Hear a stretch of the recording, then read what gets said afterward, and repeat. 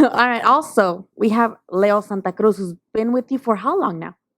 It's already Years been already, huh? 6 years. 6 years. That's loyalty right there. Yeah. That speaks for itself. Yes, like Leo's been with me for 6 years. I have acquired him for the very first Modest fight, and that was for a world title fight. So it And was. he's only lost once, and that was like a controversial. And that was such a good fight. Yeah. Oh my God. Yes, and he came back for the rematch, completely dominated right there. And yeah, he's fighting Gervonta Davis. This is a fight contested at 130, but the 130-pound WBA, along with the 135 WBA, will be up for grabs for this fight. So it's a very exciting fight.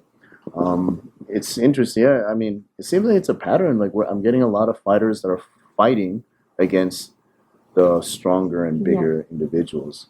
But yes, for Leo Santa Cruz, it's more. It was recently announced that it's going to be now in Texas, and it's now going to be on Halloween night. That's great right there. It gives me another week of preparation for Leo, for Tank. For him, it's just more. The whole strategy there was exactly the same, making sure that Leo can absorb those power shots, because we all know that Tank is there to throw power. He's going to try to hurt Leo. And Leo has a very solid chin, very solid body. He's just one of those pressure fighters that can box also, but he's going to come in with volume too. So it's going to be one of those classic matchups where you get Leo Santa Cruz, an immovable rock, and you got Gervonta Tank Davis being something of just a destructive force of nature. And they're just going to collide right there. And it's pretty much going to be a match on who breaks first.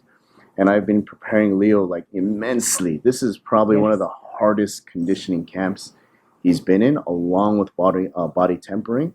I've made sure that he does have the power, because by the end of the day, we need to make sure Leo can hurt Tank through volume.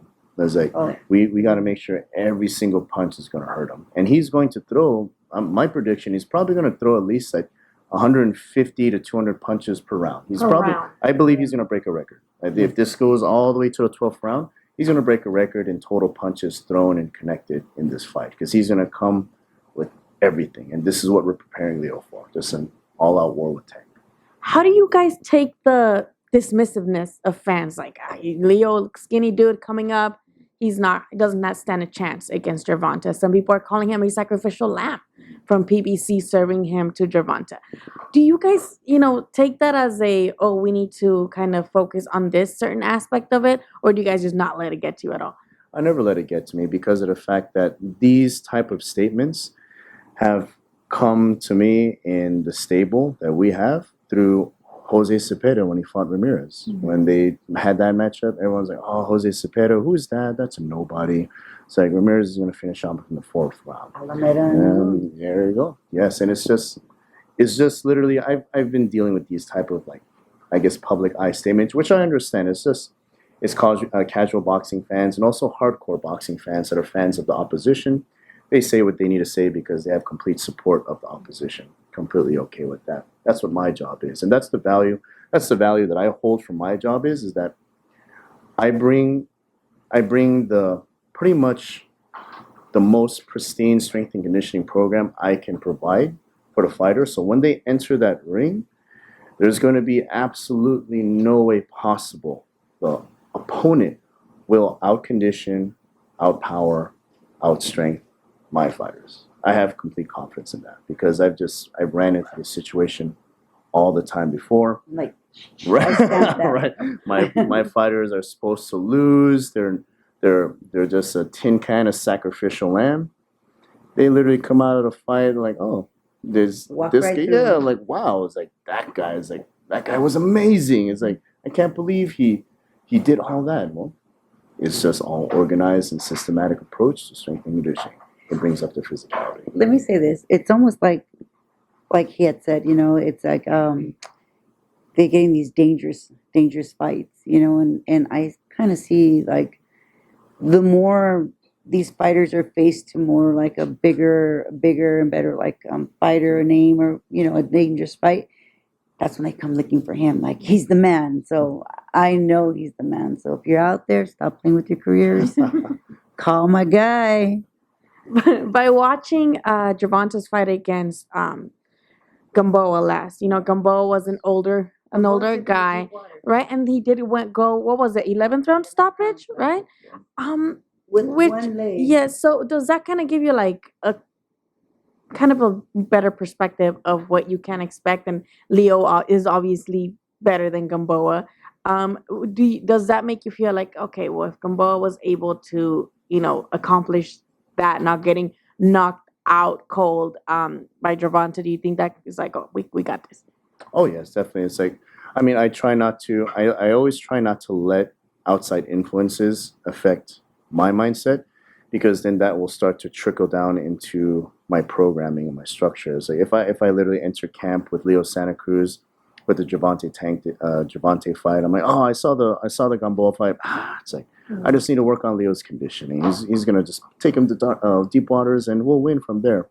I always treat every single camp as, okay, this is my last opportunity to prove myself. That's what I always say. Even though like I'm like, thank God my name is never on the chopping block for strength and conditioning career, but like that's how I always approach every single camp. Like, this is a make it or break it fight.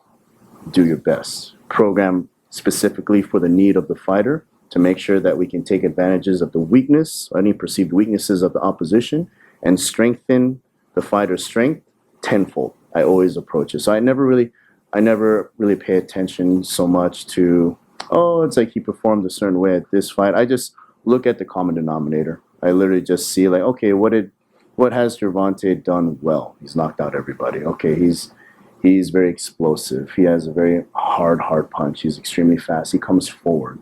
He does have the ability to box. So I look at a lot of factors on what Gervonta does well. So, okay, what can I provide from a physical standpoint for Leo to negate all of those factors? So we see a possible advantage for Gervonta.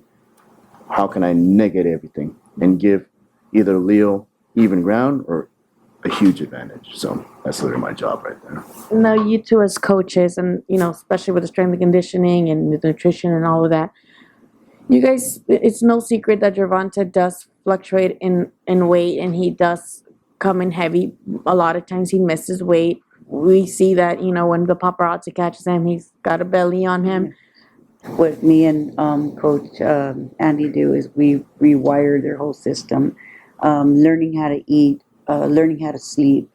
I tell them, you guys are fighters. You're not normal people. You can't eat like a normal person. You can't sleep like a normal person does at those hours. You guys have to, feed your body. Because if you have an 8-week camp, and here's the thing I tell a lot of fighters, and a lot of world champions make the same mistake.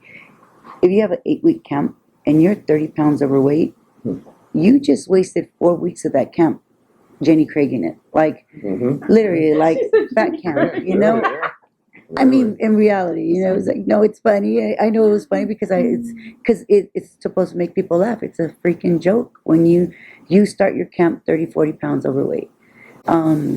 We start from day one, gallon of water, eating 4 times a day, rewire their whole body. I have fighters in here, they're not used to eating 7:30 in the morning. They're throwing up because their body can't take the getting up at 4:30 in the morning, running the mountain, coming back home, eating, resting, waking up, eating again, training.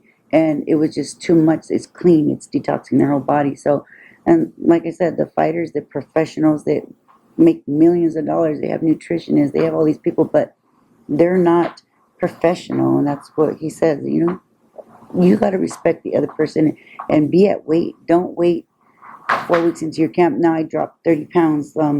You have that extra 30 pounds of weight on you. Everything, train how you're going to fight. If you're training slow because you have 40 pounds on you, your camp is not going to be the best camp. That's the way I see it.